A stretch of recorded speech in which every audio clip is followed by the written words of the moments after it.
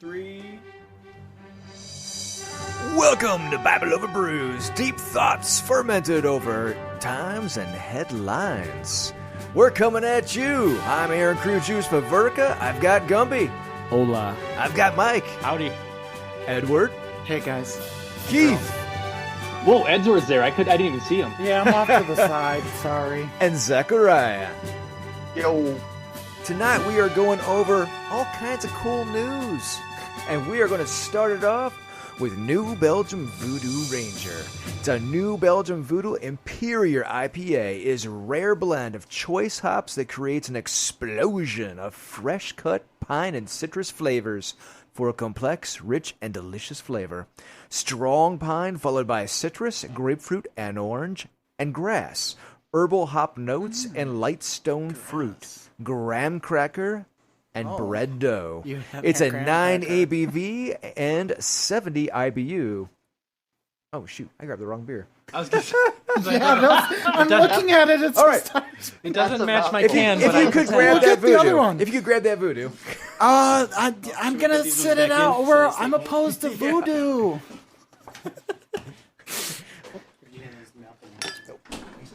All right. There we go. It's got a nice... Gross. Now this one I Gracias. first tried, believe it or not, over in where was I at? Oregon. I was in Oregon. I had it there. They had a very interesting donut flavor. And it went over rather well. Is this a twist top? That is not a twist top, and that's why I'm handing you a bottle opener. Gracias. All right. What do you have over there, good sir? Oh yes.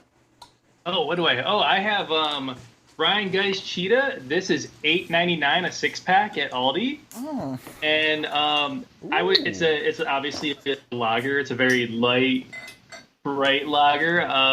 We decided as a family that this was a good beer for drinking chicken because it tasted great with Raising Cane's. Nice. So your kids thought it was a full robust flavor? Definitely. No comment. I mean, oops. So right off the bat, this is crystal clear. Little bit ahead, not too bad. It's Mine has a lot. I think I poured it wrong. ooh. You know it's going to be citrusy, just the color. It has that orangey glow to it.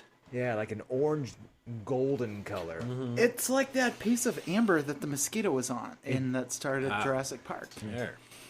I can Yeah. definitely smell those Exactly citrusy what I was notes. thinking there. Yeah. Yeah, it's definitely got that summer shandy, Woo. Hogarden type. I've got those pine needles, You got pine needles. but it's like it. good. It's refreshing. Yeah, it's clean. It has a nice crisp flavor. Nothing on the back end though, which is nice. Yeah, New Belgium always puts out good stuff, though. man, that's a good beer.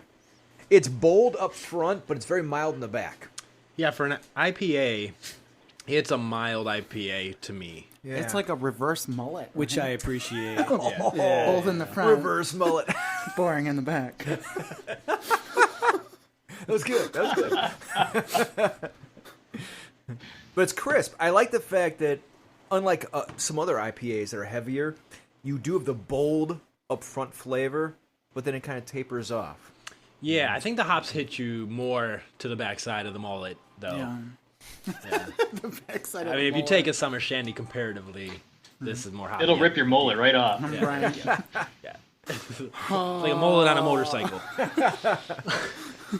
It'll turn your mullet upside down. I don't know. Thank you. That's good voodoo. Now that's some beer analysis.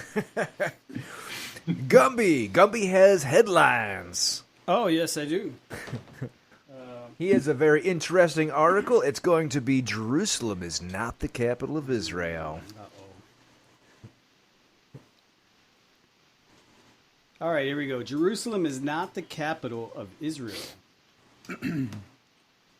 Flavio Encina, host of the popular Italian TV show, I can't pronounce this, El Arida, will have to deliver this statement the next time he goes on air. International law does not recognize Jerusalem as the capital of the state of Israel. This official order has been detacted by the Rome Court, Tribunal of the Roma, which on August 5th ruled in favor of the two Italian pro-Palestinian organizations against Italian National Public Broadcasting Company, RAI. And according to the Palestinian Chronicle, the story goes back to May 21st when a TV game show contestant was asked, "What is the capital of Israel?" The answer, Tel Aviv, was deemed wrong. The right answer, the contestant was told, is Jerusalem. The incident sparked a public debate in Italy. Italian foreign policy remains consistent with international law, which does not recognize Jerusalem as the capital of Israel. Now, we can post a link so they can follow. I mean, it goes on and on, but that's the basic setup for that. If you subscribe to the newsletter, which will be forthcoming, all the slideshows you'll have access to, and all of the links are embedded in the slideshows. But I think some of the major things is that, yes, there is in the UN legislation. It's not viewed as Jerusalem is not viewed as the capital of Israel. It's just a very contentious issue. Yeah. That's interesting. I believe even a certain presidential persona has kind of deemed that as well. Well, yeah, that's what makes it even more contentious lately was that Trump decided to move the U.S. Embassy, a move in which I don't know how many presidents in the past have decided to not even touch with a 6-foot pole. Get it? Quarantine 6. All right. Anyways, they didn't want to touch that because it's such a contentious issue. But when he decided, no, we're moving our U.S. Embassy to Jerusalem, it by de facto made it the capital of Israel. I mean, is that what determines a capital, though? Because there's plenty of embassies in places that aren't capitals. Yeah, right? no, I agree. But according to them, and according to his evangelical base of I don't know how many millions and millions of Christians, it was also viewed prophetically, symbolically as, yeah, this is the right thing according to Scripture to do. But the rest of the world would not necessarily agree. I always find this stuff so hilarious because it's like, oh, hey, if we don't recognize like Taiwan, then it doesn't exist, right?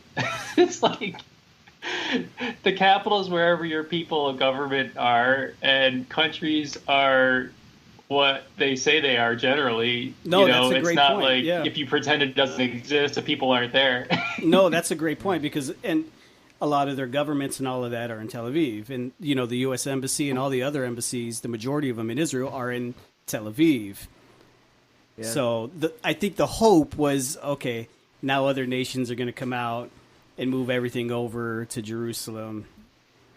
Of course, the Israeli government, it is our undivided capital. So does that make Tel Aviv the next Pluto? I did not say that. I thought Pluto was back, like in the club. It was back for Like, a it's hot back to be second, a planet, and then right? it was back out again, kind of like a lot of 80 stars.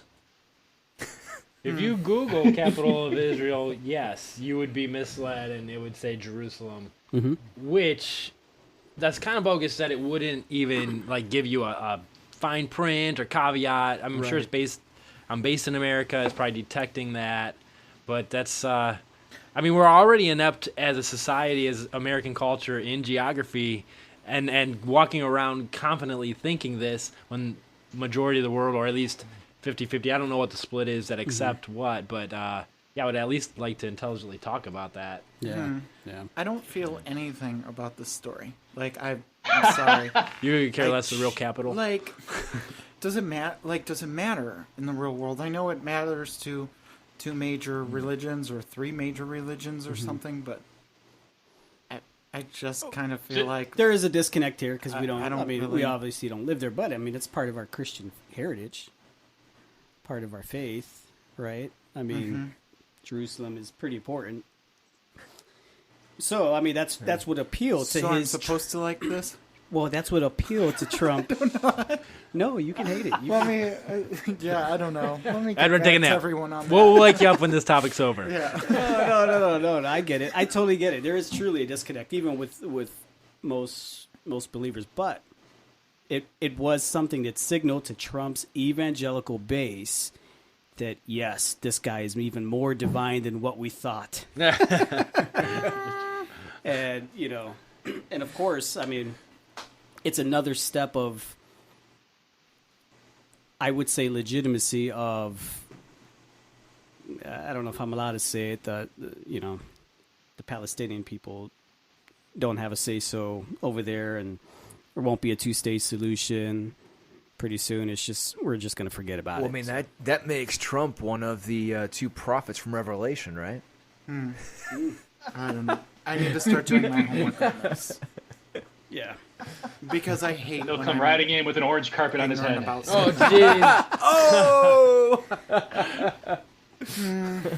Yeah. That was convincing. It really doesn't say that in Revelation for our audience. Yeah. You know what? I almost bought it myself. I'm going to write my own Bible. This will be fun. Good weekend project. It's gonna You be and George should get together. He's been talking about it. Not sacrilegious at all. see. Right. KJV from now on stands for the Keith authorized version. I think, I mean, from a literal standpoint, an intellectual standpoint, I do find this intriguing. Just because if I hear anybody with a quasi-incorrect statement, it is important for me to kind of say, well, you realize that's not the whole truth. And I do think, you know, from that standpoint, you know, it's a nice nugget of information that should be, Yeah. people should be aware of. Well, I think the Palestinian, their perspective on it and their hope that they would have part of Jerusalem as their capital. I think they had hoped in the two-state solution they would get a certain part of the city, and then Israel would get the other part, and they could divvy it up. And that's what the UN was hoping for, right? At least in words, that was going to be the... I watched they this should like special. It was actually on I think Disney Plus, and it was about them like opening the. Is that what it's called, Disney Plus? I don't even tune into that stuff, but I did for this. It was a thing about them opening National Geographic opening Christ's tomb, and restoring it, and they said it was like so difficult because in the beginning. They showed this like ladder that was on the top of a roof, and they're like, that ladder has not moved for like over a decade because 3 groups have not like been able to come to a consensus on being able to move it. Wow. So it's like a lot of negotiating and stuff. So I'm like, it's interesting. I It's don't very know a lot contentious. about It what's really going on is, and over that's there. why I think most U.S. presidents, whenever given that legislation to look over or change and move our embassy, they're like, I don't want to do that. I mean, that's like profound. I mean, I always joke about how these boards have to come up with brands, and you have to have a meeting to come up with the brand name, and oh, don't forget to have the meeting to plan the meetings. But they can't decide to move a ladder. So that takes that to the next level. I got a hot take. I'm most shocked that a bunch of teenagers haven't, come out like overnight and just moved the ladder as a prank after a decade of all these important people like, arguing about it. since that thing came out, I think it came out last year, the special on National Geographic that's on Disney Plus. But since that's come out, maybe something's changed with that. Like, oh shoot, we need to move our ladder. The world knows about it now. I have a hot take. We need to know what happened to the ladder. What's your hot take? All right. So in Proverbs, there's a proverb about, I believe it's Proverbs, about a baby that is being argued about ownership. And so the king at the time determines he's going to slice the baby in half. Samuel, Solomon. Yeah, so at that point, the real parent said, don't slice the baby in half. And that reminds me of cutting Jerusalem in half, but yet Well, then Israel, this useless. This might, and it's not intended to be anti-Semitic, but I feel like someone who really truly believes in Jerusalem might say, no, don't do that. Let's just reach an agreement to, share or something, to protect Jerusalem. Yeah. Don't you dare cut the ladder in half. Don't cut the ladder in half. Right, you have the ladder. Keep the ladder. That's I mean, you can't climb it at that point. OSHA would have a field day.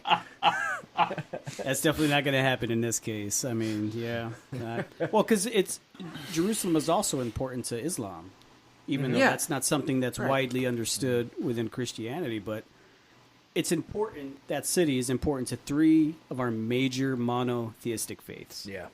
So it was almost like, I don't want to touch that. Just leave it. The United Nations was like, just leave it alone. Right. It can be for all 3 faiths. So that's why his move to do that, it's so Trump. It's so brazen. You know what I mean? On one hand, you almost got to respect it. It's like, man, that's so ballsy. And then on the other hand, it's like, well, I mean, what do you expect from the people who didn't want him to do that? Right. It's kind of scary. They've been fighting over it for how long? Wow. You can't count by decades. Let's just say that. Nope. Anyway, thanks for starting with me, Aaron. You're welcome. So in local news, we have a new bishop in Cleveland. And I thought I'd bring this up because it's really interesting. I had to digress because in our previous Bible Over Brews news, even though Bishop Nelson had been moving over to it's Philadelphia, right? Philadelphia, he's the Archbishop now. We hadn't had anybody over here yet, so it was like one of those crossways stories I couldn't really bring in at that time, but I now can. So, Pope Francis appointed Bishop Edward C. Malizek to be the 5th Bishop of Greensboro on April 24th. And here's the cool part, ready? So, Bishop... That says 2015. Oh, of Greensboro. Of Greensboro. Sorry. It's okay. So, Bishop Malizek was born on August 14th, 1960 in Harrisburg to Joseph A. and to the late Elizabeth Schott Malizek. He was reared in Einhot, which adjoins the factory town of Steeltown near Harrisburg. He is one of 4 siblings. 2 are deceased, Joseph Jr. and Margaret R. Malizek. His one surviving brother, Robert, lives in Humelston in Pennsylvania.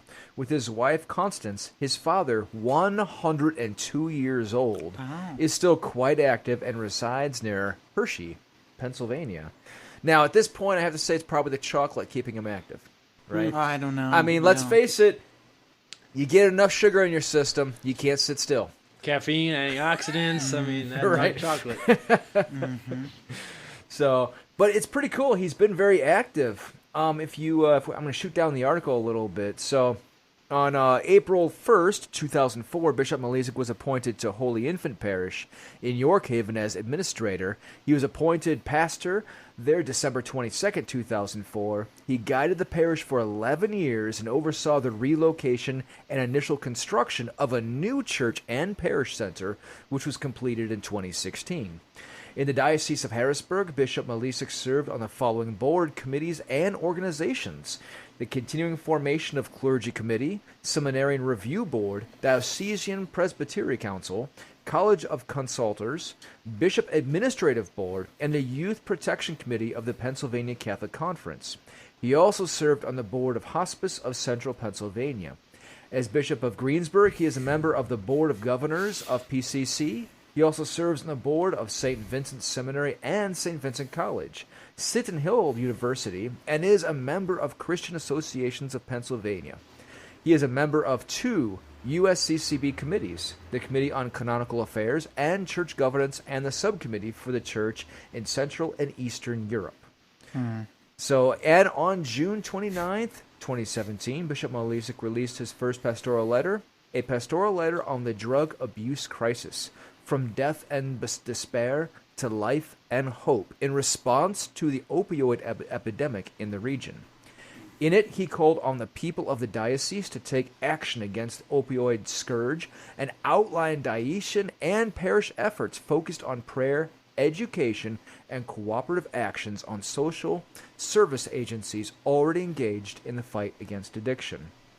So we're actually getting a bishop who's been very active in his communities, who's helped bring different groups of peoples together to help people recover and fight against things that are epidemics now in different cultures and every single society across the country. That's great. I also hope he brings the blessings to the Cleveland sports teams out of Pennsylvania into Cleveland. We'll take them. Welcome to Cleveland, Bishop Malesic. The appointing of a new bishop gave us a funny moment in the video mass. We've been watching my hometown St. Basil's mass, mostly due to the production quality, but also we're familiar with the people as we've been locked down. And the new bishop was appointed. I think that Saturday. I think that was when it was announced. And so the next morning, the Sunday mass. Father Waltz deep into the Eucharistic prayers, and he gets to the part where he says, "We pray for Francis, our Pope," and then he just stops and he just blurts out, "What's the name of the bishop again?" Oh, jeez. I can get behind a guy like that. It's still up on YouTube if anybody needs to go see. It was pretty good. Man, that's amazing. Wow. It's in the archives, eternity now. Better if he writes it on his hands, And, Yeah. Yeah, but so it's really cool. I'm glad we have a new bishop, and the good thing is that our home parish over here that we attend, Mary Queen of Peace, our priest has been very, very active in the community for years. In fact, recently I found out that we are the only parish that's actually increasing in attendance, which is awesome. Mm-hmm. So yeah, we've actually added to our head count. That's pretty freaking sweet. Mm-hmm. So between the two of them, I'm sure we're going to have a great community springing up. Yeah. Go Team Catholic. Moving on, we have current events. Edward! Okay, so I have some bad news here for people. Certain people. I'm sorry to break it to you. I'm reading on this tech website that's called bgr.com. It's like a tech magazine or tech website. It's by a guy named Andy Meek. The meek shall inherit the earth. But in this case, some people are going to inherit. Scientists think a coronavirus vaccine might not work for one huge group of people. The earliest estimates that our successful, viable coronavirus vaccine could make it to the finish line and be ready for introduction into the general population by the end of this year. But wait for it. Change wouldn't happen overnight in terms of an impact on the coronavirus pandemic, however. Getting everyone vaccinated will represent a major logistical challenge. Even so, there are concerns that a coronavirus vaccine won't even work or will provide little protection to at least one group of people. You the obese. Oh, wow. You take that back, Edward. What? You retract that right now. I'm reading it. I didn't write this. I'm sorry. I gained a little bit, too, during the quarantine. But, yeah, they're saying that for some reason these scientists think that it may not... The vaccine is fat-phobic. Things how they work. Oh I'm my not gosh. responsible for this that. This is it. If I was against vaccines before, I'm even more against I am them not fat phobic. Like I said, I got a few to shed. But yeah. So early on in the coronavirus pandemic, the U.S. Centers for Disease Control and Prevention warned that people with a body mass index greater than 40. Oh, I guess I'm in the clear. Right. Including people considered more than 100 pounds overweight, are at the greatest risk of becoming severely ill from the coronavirus. That's crazy. That designation encompasses almost 10% of Americans. But as we learn more about the virus, who it affects, and how, federal officials expanded the category of people to include anyone with a body mass index of at least 30, which broadens the amount of U.S. adults most at risk for the coronavirus to more than 42% of Americans. Dang. 42%. Yeah, so, and then it goes on, there's Yeah, we could chew on that for a bit. But, Yeah, we could. Yeah. But I'll bump. So Every time, Edward, every time you said the virus isn't going to work for a certain group of people, I immediately filled in my head stupid people. The virus isn't going to work for stupid people. the virus won't. Yeah, let's chew the fat, guys. This leads me into my. I'm gonna start an exercise program called Flatten the Curve. Ooh. And like it's about flattening your curve, which is your stomach. That's awesome. So that you can flatten the curve. Yeah. Actually, Right? I mean, that's a great point because I do Copyright. think, the number one health issue across the board is caused by, well, it's shown in excess weight, whether that's insulin resistance or this or that. But I do think, we get lost in all of these politics and things like that. But a lot of stuff has been swept under the rug about what's acceptable diets, Right. especially in America. And I think we're so lost focusing on vaccines when if we hit health and nutrition, our immune systems would be so much more, strong. So Like this I is agree. Bible over Yeah, but brews in moderation. Everything if you in can't moderation. profit from right? that as much, true. I agree with you. For me, hearing that article, it's almost it's aching to me to writing an article about Band-Aid won't heal a gunshot wound as much as we thought a Band-Aid would help. Wow. Yeah. And then writing a I whole mean, article to trying like- to support that theory. Why won't a Band-Aid work on a gunshot wound? Or it's almost, for me, it almost feels irresponsible to think that a vaccine is going to solve America's health problems. Right. Right. And I'm not like, when I read that, I'm like, okay, if you're obese, like your main problem is not like, I'm not going to be able to get the coronavirus vaccine. Like, and I guess I'm not in the class of people that can't get it, but I'm like getting pretty close there. No, but like, let's talk about. I love chocolate way too much, but like, you know what I'm saying? Like I'm not in a hurry to get a coronavirus vaccine that they're like just started trying to come up with a few months ago. Like I'll wait till it's tried and true and tested. But let's say it's at least 50% effective, right? The first round. Let's just say I that would be You are so hopeful. yeah. Let's go with that. I'm being overly conservative, but let's say it's 50% effective. If I get the corona vaccine and my diet for the rest of my life is McDonald's without exercising. Oh, right. Like, What's it's not going to matter. It's not going to matter, Gumpy. So to Mike's point, I mean, we got other issues that are systemic that we need to address. Zachariah. Go ahead, Zach. Go ahead, Zach. So here's a thing though, is I'm kind of seeing almost a vicious cycle here because what happens when the virus shows up? There's a lot of quarantine. There's a lot of people staying home, right? And what we've seen a lot with that is a lot of people ordering like fast food to their home, and so it's almost like this. How do I put it? Like the virus itself is probably causing a lot of weight gain, which in turn funnels back into this. So that in itself troubles me. Yeah.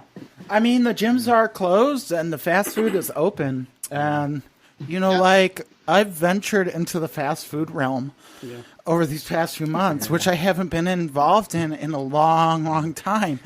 And it's like, oh my God, a whole new world. You know what I'm saying? Like, So, shameless plug, if you are one of those people suffering from all this terrible fast food and you're gaining weight, if you go to livingmuaythai.org, you can take classes and lessons in Muay Thai and get yourself fit again. And at the end of this year, the Muay Thai Bada program will be a la carte in its own app, and it'll be running online. So either way you do it, you can get in shape, you can learn self-defense, all at the same time. Okay, go ahead. nice. Shameless. And wait, while we're doing product placement, Shame. Edward doing a coronavirus article reminded me that I actually forgot to tell you guys that I did make a Chrome extension that puts swear words in front of COVID. It's called F This Virus. It's free on the Chrome store. And for folks who aren't into all the swearing, there's even a swear slider where you can turn it down to Ned Flanders mode, where I'll put a annoying Christian neighbor string of pseudo expletives in front of every COVID or coronavirus. Oh my gosh. That's awesome. brilliant. Grab it on the Chrome store. That's so Brilliant. great. That's awesome. That's funny. I do think like physical activity is one thing, but as far as obesity is concerned and health, it is 85% diet, you know, and I do think that's something that I'm more of a government keep out, but I do think there's so much corruption in nutrition now that the government should step in, an elected government by the people, to really kind of make it harder to kill yourself. Yeah. Well, I mean, when he talked about like the speed and how, I mean, even effective the vaccine could be. Moderna, right? Moderna, one of the leading vaccine developers in this country that has been nominated to build this vaccine or create this vaccine or whatever they do in their labs. I don't know what's the right word for it. I mean, create the vaccine. Yeah. I was reading an article about them, and they state in their article, and I can give you this article, Aaron, that it usually takes them to develop a vaccine that is successful. And when I say successful, this is why I gave you 50%. They quoted 30 to 40% effective in terms of inoculation with the general population that takes it. Wow. You hear that? 30 to 40% of the people who do take it, if they get 30 to 40% of those people to get inoculated, that is a success to Moderna. Yeah. So, and that's like an F. Like in terms of a grade, that's an F. Wait. By the way, Zachariah, I wasn't laughing at you earlier. You probably heard me chuckling when you were talking. It's because I looked over my glass. It's because I looked over my glass and I thought that this Voodoo Ranger, I still had a little bit left. I did a double take, like I thought I drank all of it. And I looked and I took the last little drink and I realized he put the next thing in our glass. Unfortunately, he was jumping ahead. So I quickly spit it out. But here was the bombshell about that, okay? The 30-40%, according to Moderna.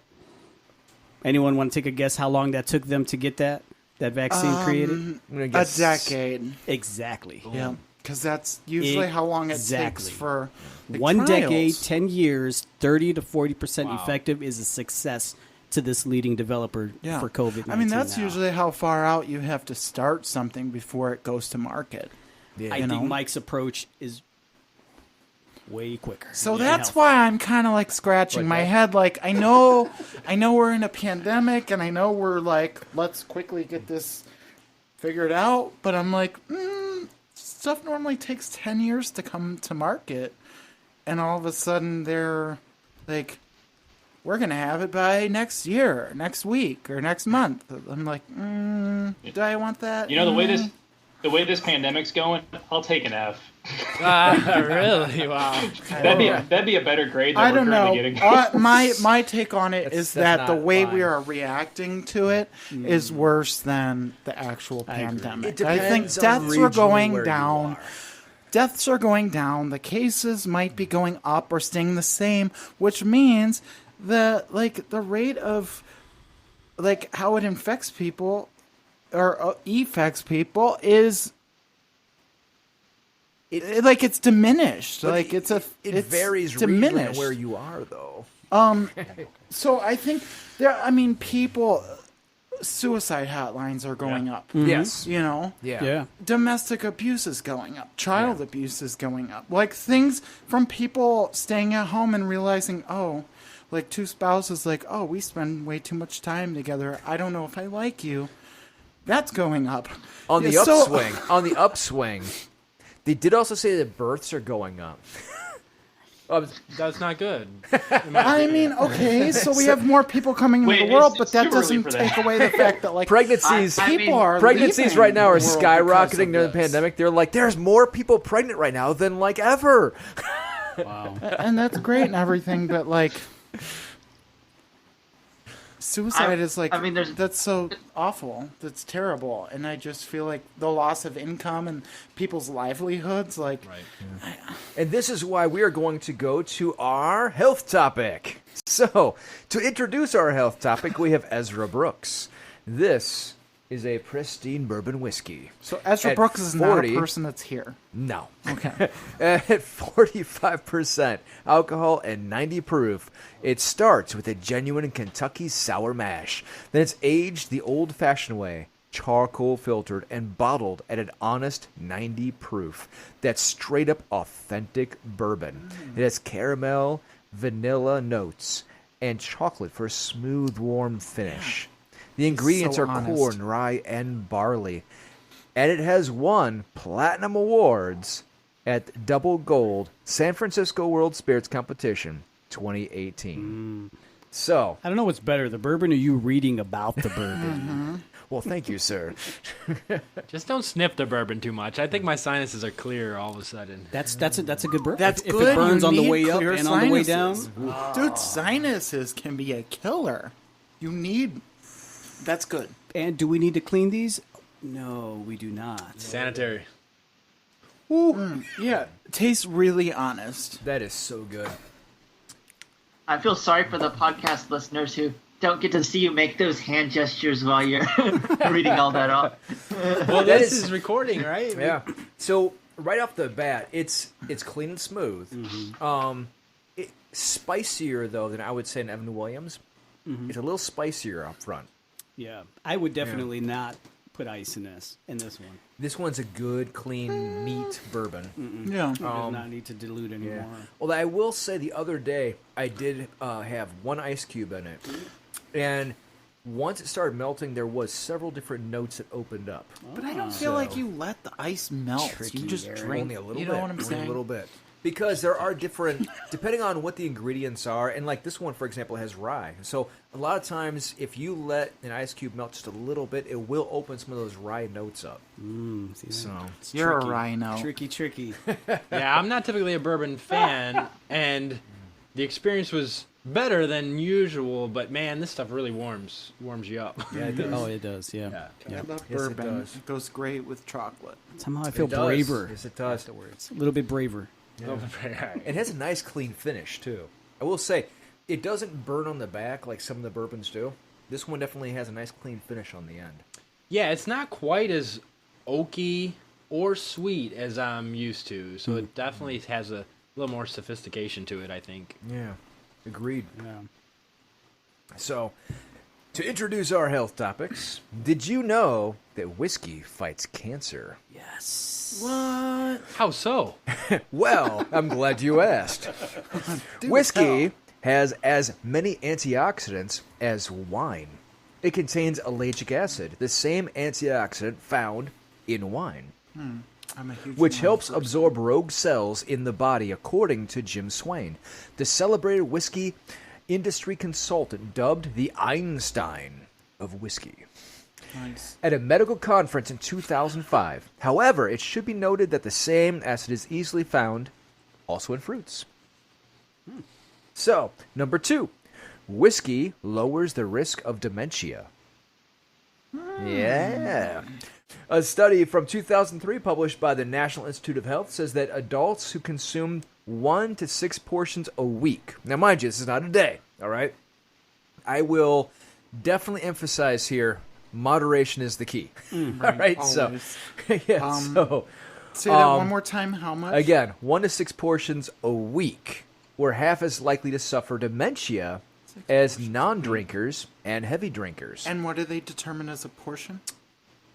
One. Is that like a bottle? No, it's 1 to 1.5 ounces. Yes, 1 to 6 bottles. 1 to 1.5 ounces. A 2011 German study came to similar conclusion. This applied to alcohol generally as opposed to whiskey specifically, though. It should also add that in 2015, Britain's National Health Service released new guidelines recommending alcohol be completely excised from your diet to decrease dementia risk. So, there is a little bit going back and Completely forth on what this. from your diet? Excised. Excised. Yes. Okay. Because I thought you said exercise. No, but you should exercise. Go and that back to hell also- where you came from, That also whiskey. decreases dementia, by the way. Whiskey lowers the carried risk of away heart there. disease. So, separate studies in the European Journal of Clinical Nutrition, Harvard University, and the European Heart Journal all came to the same conclusion. a moderate, again, this is moderate, amount of alcohol, maximum 7 small glasses of whiskey a week, will reduce to some degrees the risk of heart disease and heart failure. The European Journal study, especially, led by the Rowlett Research Institute in Aberdeen, is the most relevant and interesting. They measured antioxidant levels in groups of 9 men after they drank wine, aged single malt, and new spirit, which is alcohol just out of the still. They found that the single malt provided the largest concentration of antioxidants. So that's single, as in whiskey, because they do have, single malt, double malt, triple malt. So whiskey has no fat, no carbs, no sugar. So if you want to keep drinking but want to lose weight, or want a drink that goes all with your diet, that is also whiskey. Wow. So why aren't we drinking whiskey? Here's to health, Whiskey's fellas. like an alcoholic cucumber. Right? Blueberry, because it has antioxidants. That's right. Yes. Oh, there you go. The previously mentioned Harvard study also finds alcohol in moderate quantities might even protect against type 2 diabetes. So there you go. And finally, whiskey is good for colds. Now, without going into this part of the article, by the way, I have a great YouTube video. I'll link to this. So the doctor goes through and tells you about how hot toddies, component by component, what it does for you. Because it's 4 ingredients, right? It's whiskey, preferably more towards a bourbon, but whiskey, lemon juice, honey, and hot water. All right? So the hot water helps you to open up your passages. All right? The lemon gives you the vitamin C you need. The honey soothes all of your passages. And believe it or not, the ellagic acid and the whiskey itself opens up your capillaries to allow for faster healing. I said I knew I was missing something in my life, and that was, what was it called? Hot toddy? What kind of acid? Oh. So I'm kind of stuck I at can't hear a thing you guys are bourbon saying. and hot toddies myself. All right? Well, it could be Irish whiskey as well. Okay. All right. I think just the term hot toddies. I think we should fine print that we are not nutritionists, and please consult your doctor before going for some sort of bourbon health diet. Thank you, Because Mike. I do think alcohol is one of the sources of energy that your body has to digest first. So if you consume any alcoholic product with a carb or a fat, you'll probably store fat. And I again emphasize moderation. Yeah. Moderation is the key. The other cool thing about these studies is, this is in that same video I'll link. They did a study in bars with contaminated ice. There was over 31 different strains of bacteria. The cool thing is, only one alcohol was able to kill every single strain of bacteria In the ice? in the ice. Oh, yeah. And that was whiskey. I read something about Yeah. that, That was like whiskey. about the garnishes. When they cut the lemons and the limes, they have bacteria in them. A lot of places they found. Yeah, I don't get lemon in my water because they don't wash the lemons first. And they cut them early in the day. So, but the cool thing is that again, if you're having a whiskey-based drink, it is the only liquor that will kill every strain, including staph. By the way, staph was in the ice, and it killed the staph infections in the ice. So when we're out of disinfectant wipes, just go for the bourbon. just go for the bourbon. Problem solved.